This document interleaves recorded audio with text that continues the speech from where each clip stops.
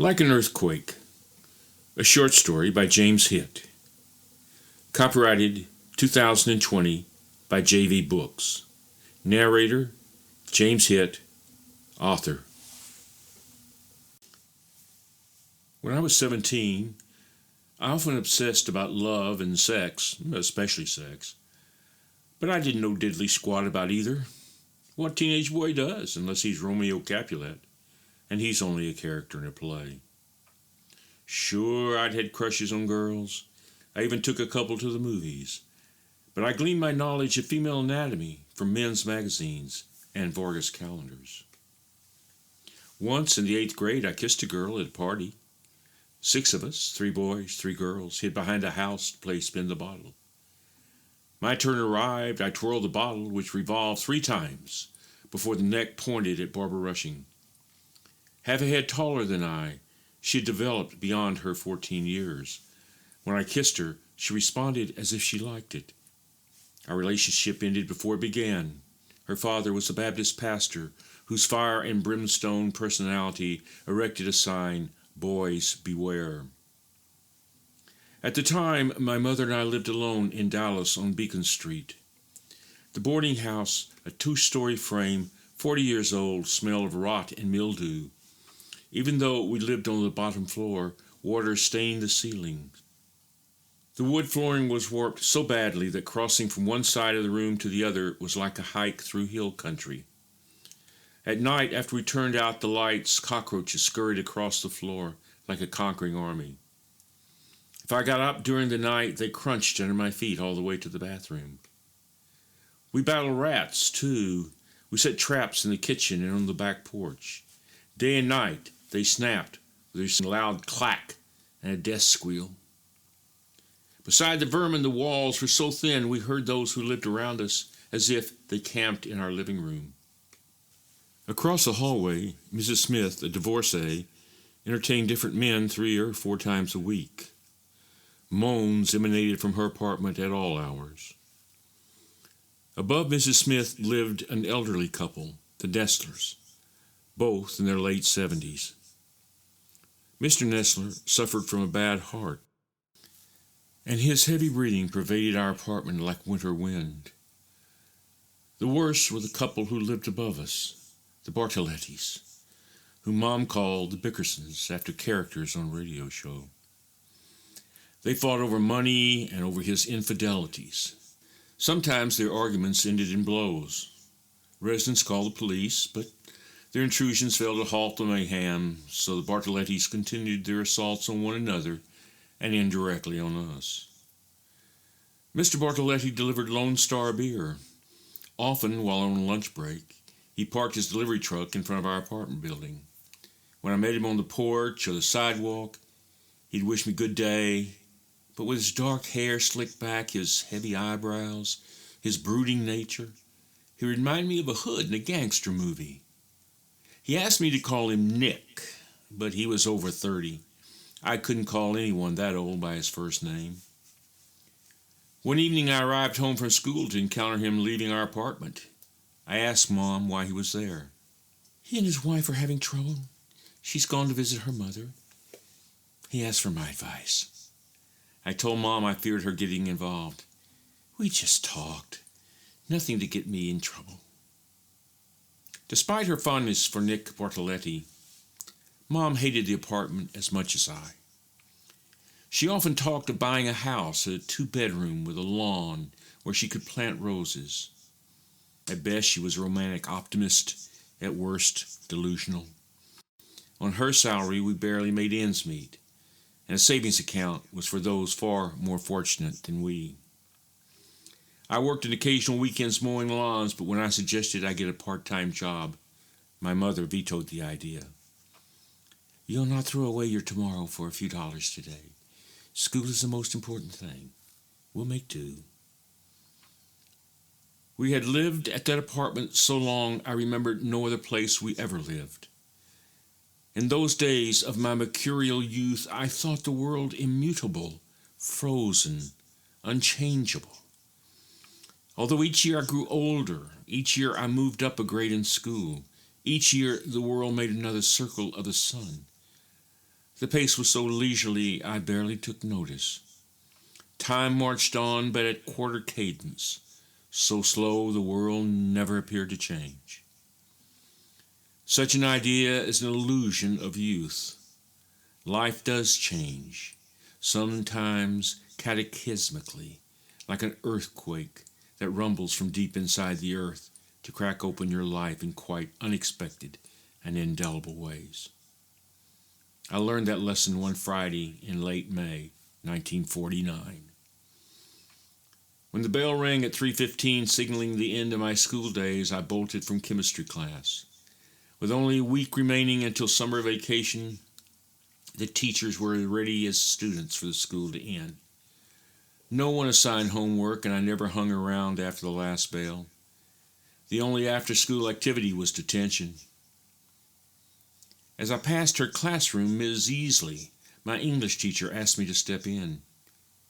She looked like everyone's idea of a sweet old grandmother, her hair up in a bun, thick glasses perched on her nose, a rotund body that some might call comfortable.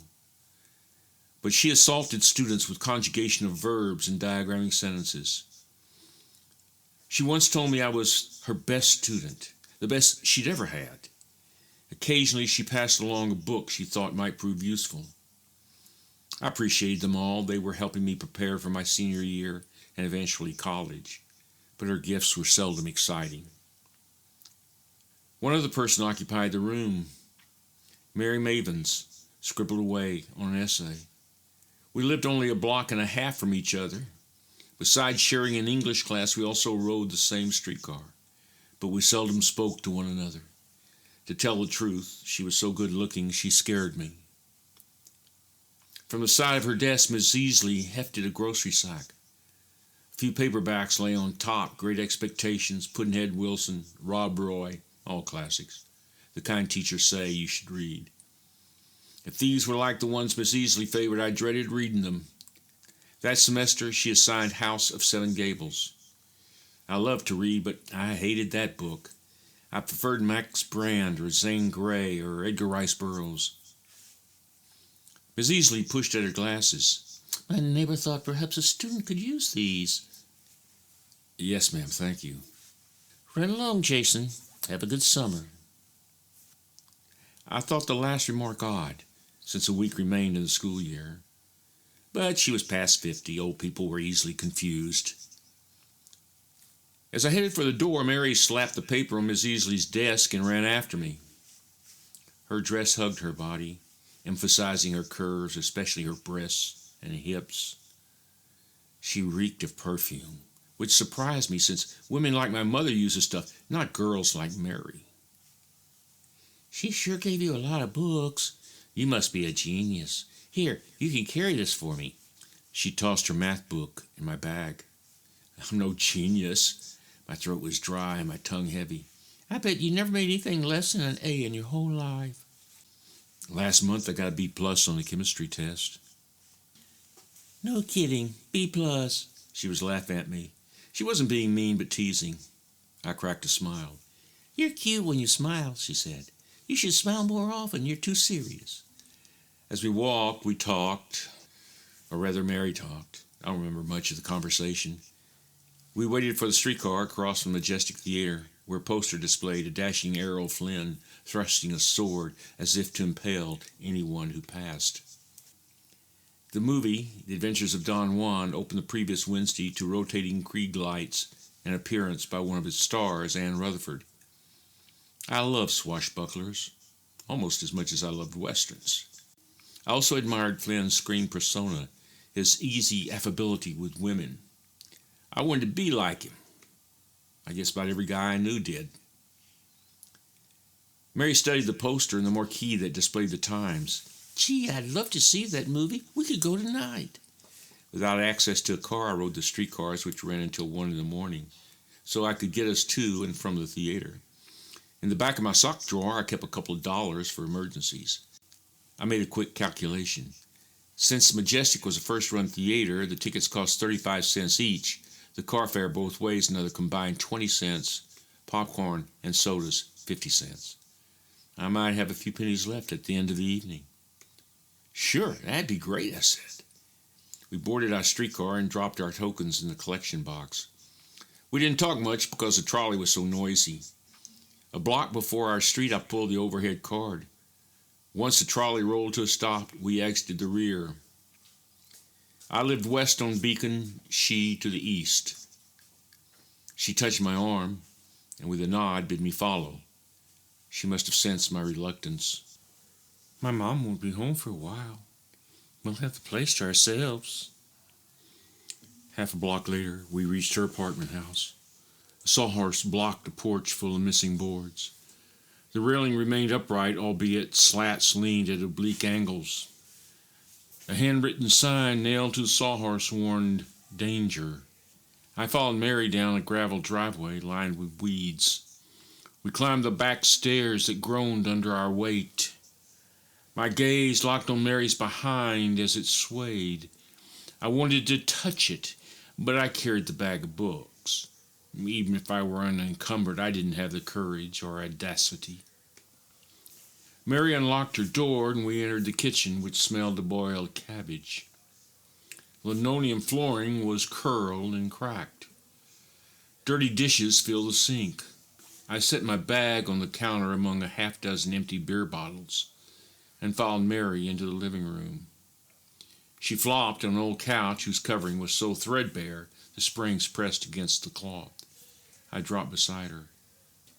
From the moment we left the streetcar until we entered the house, Mary chatted about classmates and teachers.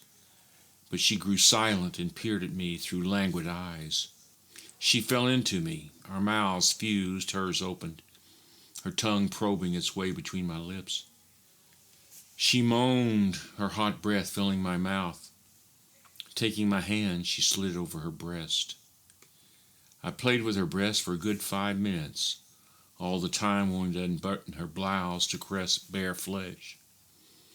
Finally, she broke away. We were both breathing hard. We don't have time. My mother will be home soon. We'll have time tonight after the movie. She goes to the wrestling matches every Friday. Her boyfriend will pick her up around 6:30. She won't be home till 1 or 2. By then, she'll be snockered. She guided me to the kitchen, where I retrieved a sack of books. Her fingers stroked my arm. Could you do me a favor?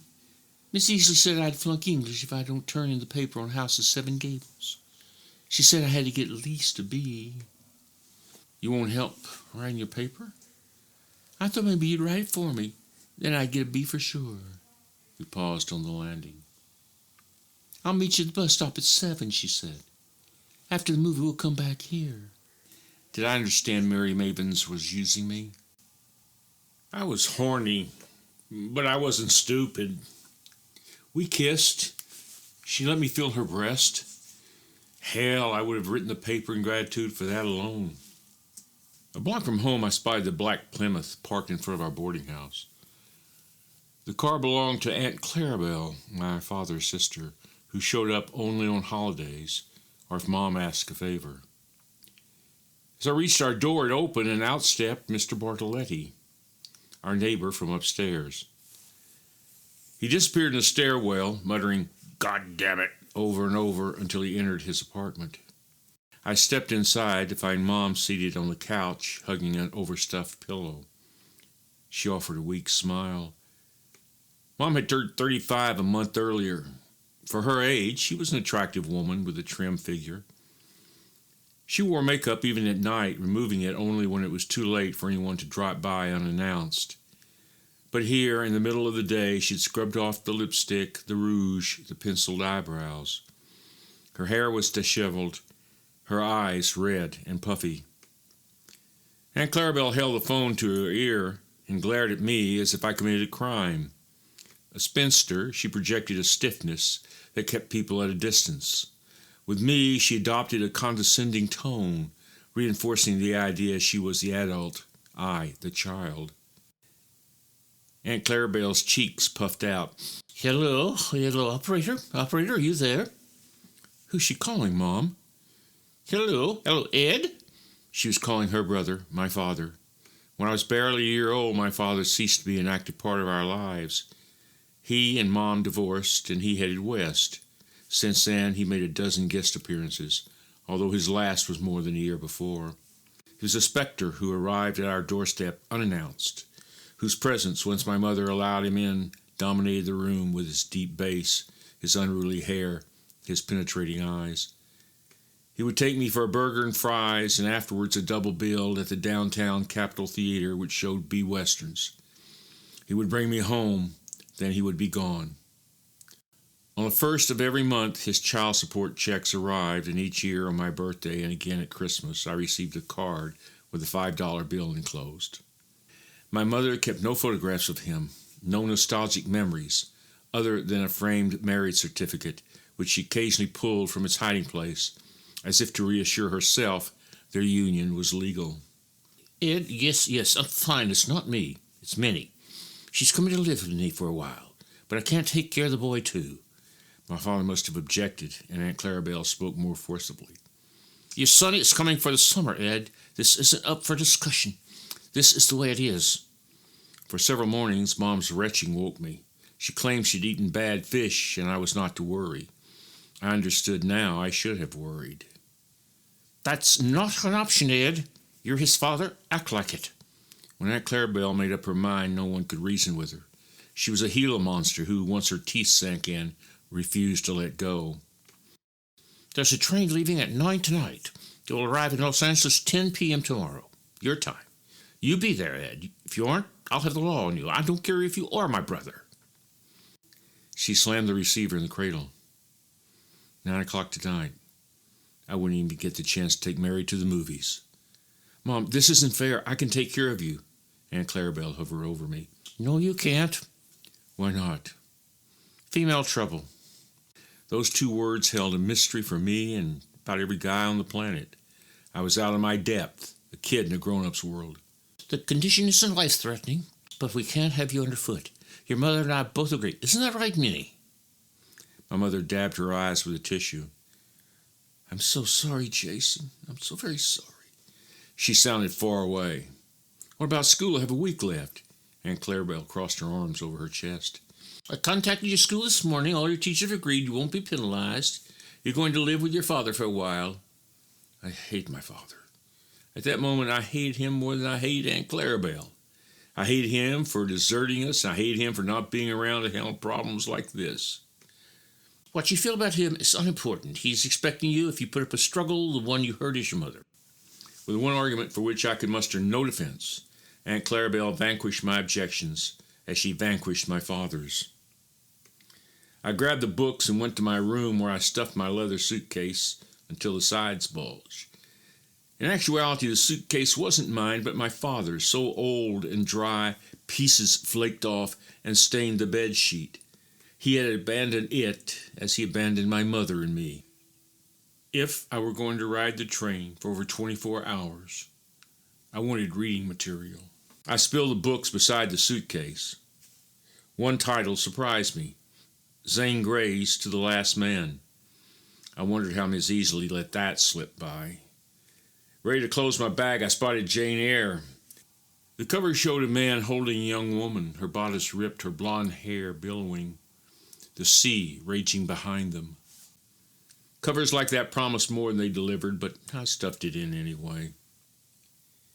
Mary's math book lay half buried under the paperbacks. I glanced at my watch. In less than 2 hours, she'd be waiting at the corner. She would be disappointed, although not as disappointed as I.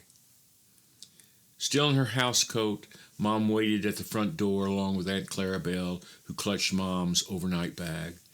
I looked around the room. What about the apartment, our things? They're not going anywhere. Aunt Clarabelle took the keys from Mom and locked the door. Shoving my suitcase before me, I slumped in the Plymouth's rear seat. I forgot my toothbrush. Aunt Clarabelle turned the ignition key and stomped the starter. You can buy one at the train station. I cast a last glance at our apartment building. The upstairs windows framed Mr. Bartoletti, who raised a hand and waved. As Aunt Clarabelle pulled into the traffic, Mom shifted position and faced straight ahead. She was crying. When Aunt Clarabelle next spoke, her tone held an unfamiliar gentleness. Enough, Minnie. it's all said and done. This has been a recording of Like an Earthquake, a short story by James Hitt, narrated by James Hitt. Copyrighted by JB Books, 2020.